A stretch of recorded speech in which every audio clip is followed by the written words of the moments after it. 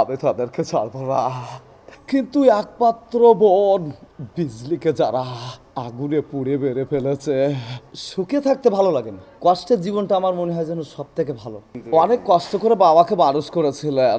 ছোটবেলা থেকে আমি ছোটখাটো ফাংশনে গ্রামের অঞ্চলে অনুষ্ঠান দিয়ে মানুষকে হাসানো কাঁদানো ছোটকাল থেকে আমার কাজ, কিন্তু এত বড় পর্দায় আমাকে দেখা যাবে কখনো ভাবতে পারিনি। আসলে সবই মহাপ্রভুর কৃপা।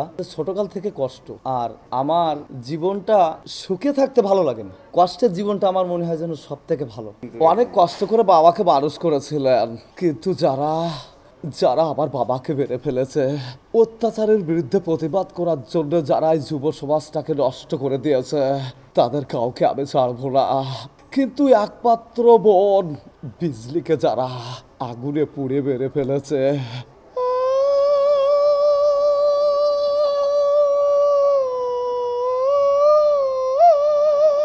আমি তাদেরকে ছাড়বো না।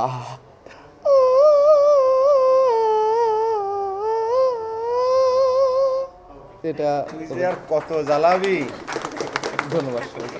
আমার খুবই ভালো লাগছে, এটা আমার প্রথম কাজ, আর প্রথম কাজেই বড় পর্দায় নিজেকে দেখে অন্যরকম একটা অনুভূতি। খুলনা থেকে ঢাকায় আসার মূল যে জার্নিটা, সেটা তো আমাদের টিমের, ওনারাই আমাকে এই খুলনা থেকে, আমি তো গ্রামের একজন মধ্যবিত্ত ফ্যামিলির ছেলে, তো গ্রামের একজন ছেলেকে বড় পর্দায় এনে একটা সিনেমা দাঁড় করাইছে, সেটা হচ্ছে আমার ডিরেক্টর ভাই এবং পুরো দেলুপি টিমের জন্য।